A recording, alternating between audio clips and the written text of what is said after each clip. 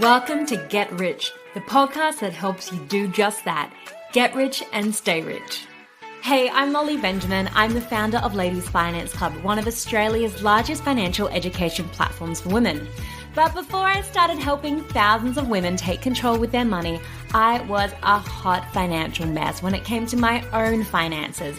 And not the fun kind of hot, more like crying in a supermarket wondering where all my money went kind of hot. But here's the thing, if I can go from financial mess to owning a share portfolio, investing in property and building wealth, then you can too. My mission is simple, to make women rich. Because when we have financial freedom, we have choices, confidence, and control over our future. Every week on Get Rich, I sit down with some of the best experts in the industry to break down how we can all start investing, growing our money, and creating long-term financial security without the jargon, boring bits, or overwhelm. Because when women get rich, we don't just change our lives, we change the world. So if you're ready to start making some smart money moves, hit that subscribe button and let's get rich together. Welcome back to another episode of the Get Rich podcast. I'm your host, Molly Benjamin, founder of Ladies Finance Club. We drop episodes every Tuesday morning. And today's episode is, I'm not going to lie, we're going to be adulting hard. We are talking about what happens if you are no longer here. And before you skip and go, I don't want to think about it. But the thing is, if you don't, you might accidentally leave your stuff to weird cousin Barry instead of the people or pets you actually love. And I would say probably 1 in 2 people I speak to do not have a will. They haven't done their estate plan. They don't have any powers of attorney in place. So today I am joined by estate planner Simone Hargreaves from the Estate Planning Centre. And we're going to unpack, what do you really need in place, from wills to powers of attorney, guardianship, supernominations, and yes, what happens if you don't actually have a will? And the way I like to think of it, and I say it in the podcast as well, is if you don't decide, the government will, and it might not be what you want. So think of this episode as your crash course in top tier adulting. Trust me, it's actually way less scary and a lot less boring than you think. And again, we don't talk about this stuff with our girlfriends. So next time you are chatting with them, just mention like, have you got a will? And see what the answer is. And if they don't, maybe encourage them to go get one as well.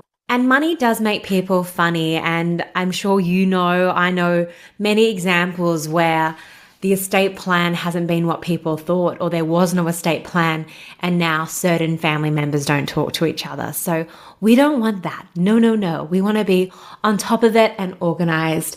So get ready for this financially adulting episode of Get Rich. And if you're enjoying these episodes, please hit that subscribe button. All right, let's get into it. Simone, welcome to the podcast. Hi, Molly. So, estate planning. I'm really excited to cover this topic because, as I mentioned in the intro, we haven't done this for quite some time. But like, when we say estate planning, what does that actually include and what does that mean? Because I know when I first started in the industry, I was like, real estate, estate, is it something to do with just like property? But like, what does it actually mean and include? It's a question we get asked about a lot, to be honest. You know, what is estate planning? What are you exactly planning here? So an estate plan, it's for everybody, anyone who's over 18, and it's a plan where we are planning what would happen to your estate, that is the things you own, what would happen if you have children under 18 in terms of their care, what would happen if you lost capacity in terms of your legal financial decision making and your medical lifestyle decision making. All of that is estate planning. So we're putting in place a plan for your estate. So when looking at an estate plan, and like maybe we use me as an example. So let's say I sit down with you, I don't have anything in place. What's actually included in an estate plan? So I'm assuming we've got a will, which tells my loved ones where I want my assets to go, like my property or my bits and pieces. Yeah, absolutely. So we want a will that deals with your estate and your decision making in the event that you pass, but also in the event you're alive and you can't make legal, financial or medical lifestyle decisions for yourself. So that would be a power of attorney for the legal financial decision making and an enduring guardian or the equivalent, depending on which state or territory you're in, for medical lifestyle decision making. So you want your will, your power of attorney, your medical guardians, so the enduring guardian in New South Wales, your superannuation. So we want to make sure we take agency there and direct that to where we want it to go. And that really depends on how we've set up your will. With your superannuation, is it true that that doesn't necessarily make up your estate? No. Would you need to write it into your will or like your wishes? How does that work? Yeah, absolutely. So your superannuation is passed on in accordance with your binding death benefit nomination. So you want to make sure that you take agency there and that the direction where you push it makes sense in light of your will, how you've set up the gifting under your will. Okay, great. So with that, so we've got my will, my power of attorney, and then depending on the state I'm in, an enduring power, like enduring guardian. What is that? An enduring guardian, yep. Enduring guardian. And then let's say again in my non-existent, like I don't have kids right yet, but I am pregnant. But let's say I have children. Where does who looks after those? What does that one come under? Yeah, so that would come under your will. Yeah. So you'd set down a list of guardians who you would like to take care of your children under 18 in the event, heaven forbid, you and your partner can't. Yeah. Okay. And I always say, no one wants to think about death. It's like the most adulting thing you can do. But Absolutely. Is this something like, Simone, if you sit down with a good estate planner, you do this once, and then how often would you need to update it? It's the good old legal answer, it depends. So it depends what happens in life. We provide all our clients with a review checklist at the end of their estate planning process to say, look, if anything on this list, and it is quite the list, happens, reach out to us and we sit down and have a good review of the estate plan and work out, what has happened, does it necessitate an update to the plan? And more often than not, it's just a tweak here and there. But as an example, in the last 6 months, we've had a number of clients reach out and just say, look, the guardians for our minor children, it would no longer really work very well if they were to look after our children. In a couple of cases, sadly, the relationships have dissolved or whatever, and we can make that update really quickly. Sometimes people, buy and sell property, and the way that they purchase the property is different to how they used to purchase the property. They might now own it in one person's name instead of both names as a couple or whatever. And we can work out quite quickly if we need to, update the estate plan. But absolutely, there are many things that can happen in life that would necessitate a will being updated. And an estate plan isn't a set and forget exercise. We want to make sure it stays current and stays best practice in the event, heaven forbid, we should pass or become incapacitated. So I guess it's a live living document. Yeah. And imagine if you get divorced, if you get separated, if you get married, if you have kids, they would all be kind of like little life events where you'd be like, I need to update the will. Yeah, absolutely. Marriage, separation, divorce, children, moving home. If you're purchasing property interstate, that's probably a trigger for an estate planning update. Yeah. And what happens, I'm always so surprised at the huge amount of Aussies who don't have a will in place. And I'm always like, well, if you don't decide, the government will, and you might not agree with what they decide. But can you kind of step us through maybe what would happen with someone who doesn't have a will? Yeah, absolutely. We're always better off having a will. The process that we're leaving behind is really complex. It's drawn out, it's messy and it's uncertain. So to begin with, those left behind have to demonstrate that they've gone to all efforts to try and locate a will, to make it clear to the court there was no will. And so that looks like going through all the paperwork around the home, engaging with any lawyers that the individual has engaged with during their lifetime. If you pass in Sydney, New South Wales, for example, it looks like demonstrating to the court you've made adequate searches of the law firms in region. Can you imagine in Sydney? Grieving. You have to go through 150 plus law firms. Yeah. Jesus, wow. Yeah, so it's a lot of evidence that you're putting on to show that you've gone to all efforts. The family is left trying to work out who will administer the estate, that is taking on that job. That's not a walk in the park to administer the estate on behalf of the deceased individual. So it's a huge undertaking. It takes time. And you're right that the estate ends up being distributed in accordance with the legislative framework in your state or territory rather than in accordance with how you would want it to be distributed. And you always hear those kind of horror stories of people just popping out of the blue being like, I'm a cousin, they were my best friend, or they told me they wanted everything to go to me. Is that something that happens often, or is that another if you don't have a will that literally someone could claim your assets who you wouldn't want to claim your assets? Yeah. Look, the legislation makes many classes of persons eligible claimants to bring claims against estates, irrespective of whether there's a will or not. Yeah. The issue with not taking any agency is your estate is really vulnerable. There's no documentation at all as to your intent. And so you are placing your estate in a really vulnerable position if you haven't, stipulated how you would want your estate to be distributed. But certainly, irrespective of whether you have a will or not, the succession law applies in every state and territory, and that legislation in every state and territory makes certain persons eligible to bring a claim against an estate. So I think, in my experience at least, I haven't seen intestate estates, that is estates where there was no will, more inclined to dispute. And I'm not sure there is research in that regard, but certainly you haven't exercised agency. So it's very unlikely that the distribution of the estate would look anything like how you would intend it to. And certainly when we're meeting with clients and we're talking about the intestacy position, it is so uncommon for someone to say, oh, well, if I didn't have a will in place, that looks exactly how I would want it to look. Yes. And so when you say, is there if you don't have a will, is there an automatic order? It's it'd go to your husband, it'd go to your kids, it would go to your next relative. Is there kind of a loose order? Yeah, there is absolutely an order, a statutory order, and it differs all around Australia. Yeah. So I imagine because again, when I was in the UK, I remember doing a session with a estate lawyer, and it was an ex-partner who they'd separated but not divorced, and they were able to claim as the partner, even though they know that that's definitely not where she would have wanted her assets to go, but he managed to get access to them. So I imagine it just covers your bases, and where I want my stuff to go is going to go. Yeah, absolutely. What do you think are the biggest mistakes you see when people kind of jump into either estate planning? I imagine the first one is not having an estate plan, but after that, what kind of common mistakes you see people make? Yeah, I think it's fair to say it's an area of the law where people can assume it's fairly straightforward. And look, sometimes it is, but more often than not, it's not. Life is complex. We're seeing more and more blended family scenarios. More often than not, couples come to us and they have ex-spouses or ex-partners, and they can be eligible to bring claims against our estate.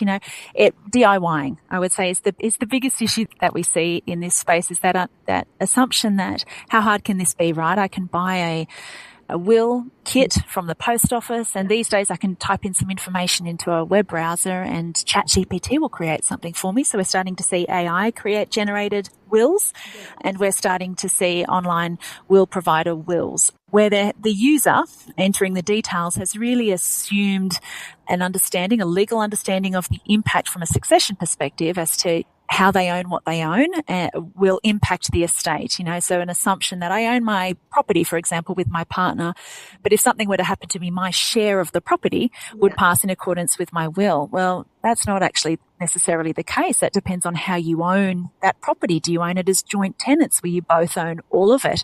Or do you own it in a percentage shares, tenants in common? And we're finding the DIY approach to wills can be really problematic, and perhaps an underestimation of the legal knowledge that's required to get the outcome that you're really seeking when you're sitting down to plan your estate.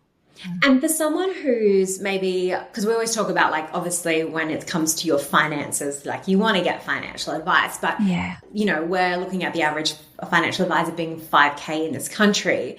Are there different levels? Obviously if everyone could afford it, they would go to an estate planner like yourself, sit down, get the proper advice. For people who are just not in that financial position, is there an alternative? Because I guess with financial advisors, we go there's a money coach, but is there a government, or is there anyone who kind of looks after the people who might not be able to afford that full amount? I mean, yeah, absolutely. You can reach out to public trustee and guardian, the equivalent body in your state or territory. I would say though, you need to be careful when you get what you pay for generally in this space, and in the event that you're reaching out to a lower fee provider, a state planner, whether that's a government entity, you need to be careful, how is this benefiting whoever is creating the document? Because I think it's fair to say if you're not making your money at the front end from creating the documentation, if your bases aren't covered there, you've got legal time involved, and where is it being covered from? And sometimes we can see documents where entities are written in terms of being the administrator, and that's where the fees are recovered, because they will step in to assist administering the estate, and they derive a percentage, of the estate, and they charge hourly rates for administering the estate. So you just need to be really careful when exploring, I guess, cheap alternatives in the space. What is that being offered, and how are costs being covered? So let's jump into that. So let's say my Uncle Charlie, I don't have an Uncle Charlie, but let's say my Uncle Charlie passes away. What is the actual, what's the process? And let's say he had a will. What's the process that happens once they've actually passed away? If that were the case and you were administering Uncle Charlie's estate, so you were a named executor in his will, you'd be reaching out to a law firm who can assist in estates administration matters, and you'd be locating the original will. Okay. Actually, in this example, let's make it you're the law firm. So would I call you up and be like, Uncle Charlie's passed away. Yep. Do you have his will? How does that work? Yeah. So hopefully Uncle Charlie's made it really clear where the original will is stored, or you've got a bit of a task ahead of you.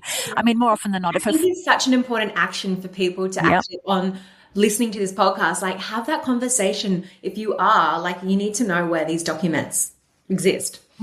Yeah, absolutely. Yeah. If you've gone to the effort of having the documents drafted, you really need to explain to those who are appointed to those roles where the documents are and what they'd need to do if they needed to, be activated, who they'd need to reach out to. Absolutely.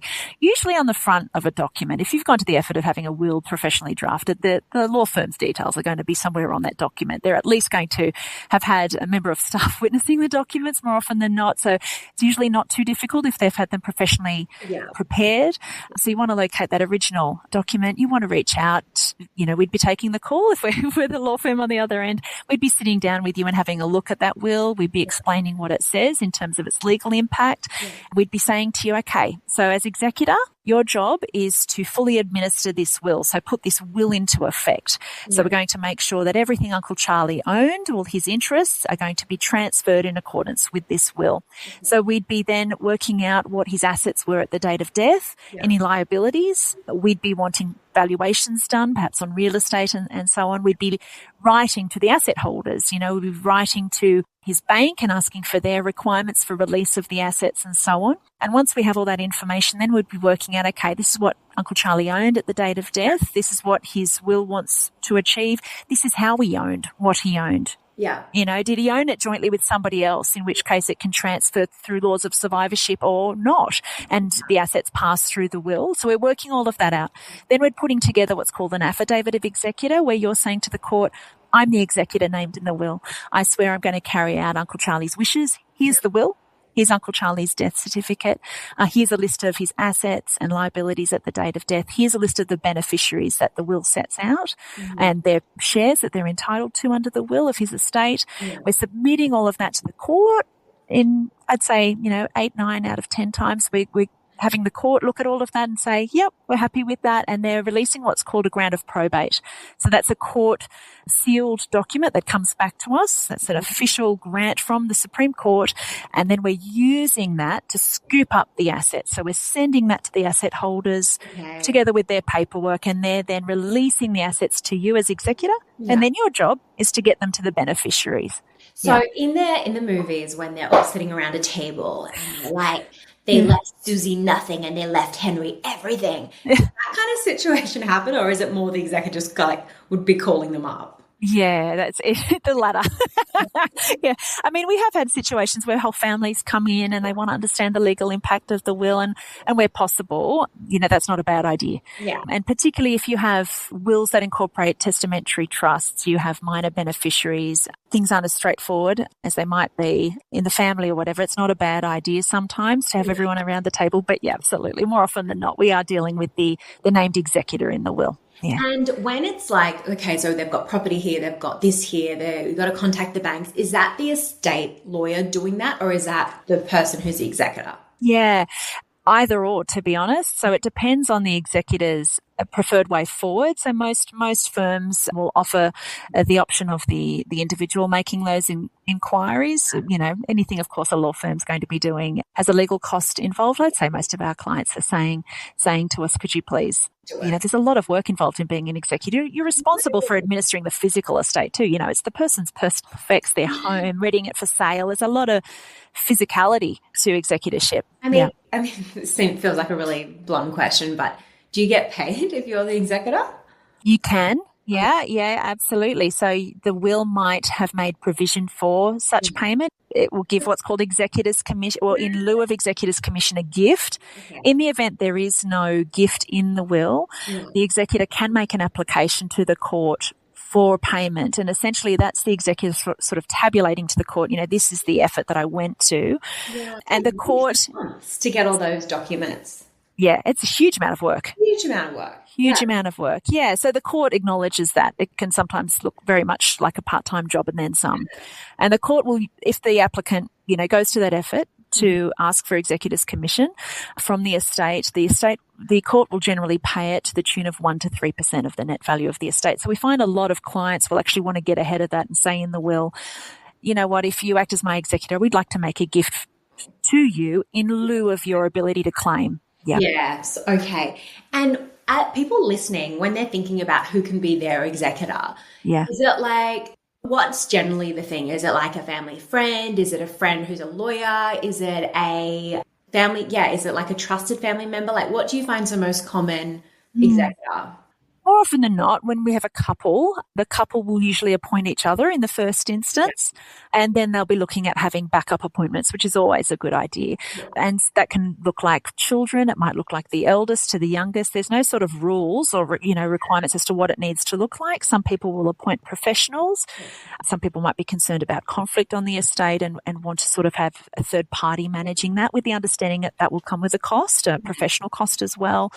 It depends is the answer to that one. Sometimes people will appoint a trusted friend.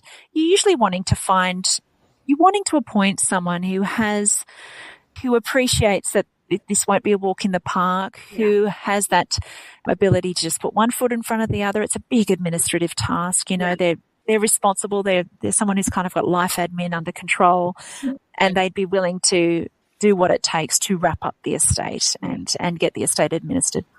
And just two common questions that we get quite a lot. So the first one was, I mean, I've got one on super and then this next one, but how important is it in doing what you do every day? How important is it for families to actually, as the parents are getting older, have the chat with their family to be like, hey guys, this is what we're doing, and being really open about this is how we're going to do the assets. It's going to be equal. Like, is that worth doing? Is it common? Does it need to happen more? It's not common. In my view, it would benefit a lot of estates and a lot of families if we did that, right? And, you know, we go to all this effort to put these documents in place. We meet with beautiful families, beautiful couples, individuals who go to all of this effort, and the kids are left behind none the wiser. And if you've had quality estate planning done, you know, sometimes you might have gone to the effort of having wills crafted that have beautiful trusts in them that can ignite with amazing taxation savings to be had by the beneficiaries and incredible asset protection involved. And you haven't said a peep to your kids about how you've structured things, and then you pass and they're left with quite the suite of legal documents. And we do find that the more inclined the individual or individuals were to communicating the why and the what, the less inclined the estate is to dispute. And it's no surprise, that's what the research shows as well. The more front-footed we are with the communication piece, and the more involved we are with the children in explaining the why. You know, we've set up, for example, these testamentary trusts, not because we like fancy things and these are the bee's knees of wills, but because we want good things for you, and these have really unique, remarkable features to them, and this is how they work. We can do that, and we can take that front-footed approach. So we're starting to see families interested in round the table, but I mean, it's not for every family. But I think, to be honest, quite often we could do with taking that little extra step and just involving the kids, even if it's at the end of the plan. I appreciate clients don't necessarily want to involve the children in terms of, what do you think if we do this? Or what do you think if we do that? It's not for everybody. And often families will say, you know, this is my estate plan. I want to take agency. Still explaining it. Not such a, Yeah. what the hell is going on? Yeah. And they're also dealing with grief as well. Absolutely. And when you're dealing with money, grief, and you haven't really taken the opportunity to explain the why. We do find, I mean, it's human, right? We can be inclined when we're not at our best, we're dealing with grief. Yeah. Those conversations can no longer be had. We can be inclined sometimes to re-narrate things in a way that perhaps isn't that helpful, and we can see estates inclined to dispute. And that's really sad when sometimes you do see situations where you think a lot could have been done here that would have calmed things down. And that's where a letter of wishes can be really helpful. That sits alongside the will. That is, explaining the heart behind what you're leaving legally. So, a letter of wishes, I mean, that can go into the estate plan mix with the power of attorneys and the enduring guard and the will. I guess in really simple terms, is it literally just a letter you write being like, if you're reading this, I've died and this is my wishes? Yeah. Yeah, absolutely. And it can leave instruction to just help people just get on with what needs to be done. Where are your digital assets? How are people meant to access them? What do you want done with your digital footprint, your social media accounts and so on? You're giving permission to close things down, to memorialize accounts, or whatever it is you want to have happen. So it's also that element of permission, I think, that can be provided in that non-legally binding sort of document that can be really helpful. You can even leave instruction around funeral instructions, and we can see sometimes that can be a place where dispute just starts. Everyone has an idea as to perhaps what you wanted, but you never really expressed it. It can be really helpful for those you love to just say, oh, mum, dad, whomever, this is what they wanted. Yeah, it was actually really interesting when my grandma passed away last year. Everyone was struck down with COVID, and I was the only person who wasn't sick. So I ended up with a lot of the funeral arrangements, but they pulled out this booklet at the funeral home which had all the wishes that my grandma wanted. She wanted to be cremated, what kind of things she wanted. She wanted like an eco-friendly coffin, like all the things. And I was like, imagine making these decisions not knowing this. Like, it made it so much easier. Okay, and my last That's wonderful. Yeah.